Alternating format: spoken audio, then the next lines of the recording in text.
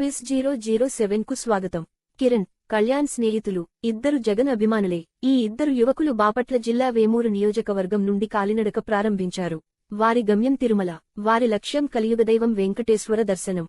వారి కోరిక రెండోసారి వైఎస్ జగన్ ముఖ్యమంత్రిగా ప్రమాణ స్వీకారం మరియు వేమూరు నియోజకవర్గం నుండి వరికుటి అశోక్ బాబు ఘన విజయం.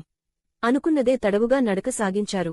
370 కిలోమీటర్లు రోడ్డు ప్రయాణం 6 రోజుల పాటు కొనసాగుతుందని కిరణ్ తెలిపారు. తిరుపతి నుండి తిరుమలకు కాలినడక అనంతరం దర్శనం చేసుకుంటామన్నారు.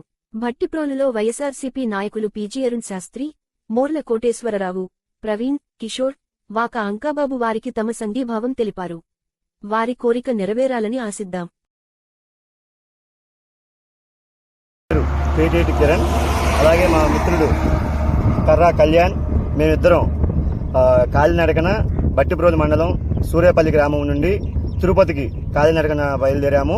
దీని యొక్క ముఖ్య ఉద్దేశం ఏమిటంటే, మొన్న జరిగిన సార్వత్రిక ఎన్నికల్లో జగన్మోహన్ రెడ్డి గారు 175కి 175 ఎమ్మెల్యే సీట్లు, ఎంపీ సీట్లు 25కి 25 గెలిచి జూన్ 4న ఆ జయకేతనం ఎగరవేయాలని, అలానే ఆంధ్రప్రదేశ్లో సంక్షేమ పథకాలు కొనసాగించాలని, ఆంధ్రప్రదేశ్ అభివృద్ధిని జగన్మోహన్ రెడ్డి గారితోనే సాధ్యమని, ఆయన అఖండ మెజార్టీతో గెలిచి మాలాంటి నిరుద్యోగులకి అండగా నిలబడాలని మేము వెంకటేశ్వర స్వామిని వేడుకోవడానికి భట్టిప్రోలు నుంచి కాలినడకన తిరుపతి బయలుదేరాము.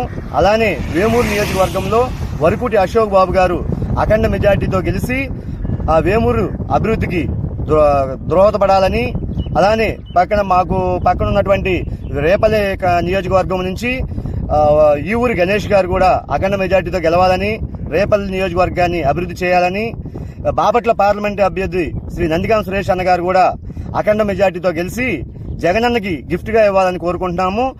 వీళ్ళ యొక్క ఘన విజయం కోసం మేము భట్టిప్రోలు నుంచి తిరుపతికి పాదయాత్రగా వెళ్తున్నాం, కాలినడకతో వెళ్తున్నాము. వెంకటేశ్వర స్వామిని, కలియుగ ప్రత్యక్ష దైవమైనటువంటి వెంకటేశ్వర స్వామిని వేడుకుంటానికి మేము కాలినడకన బయలుదేరి వెళ్తున్నాం.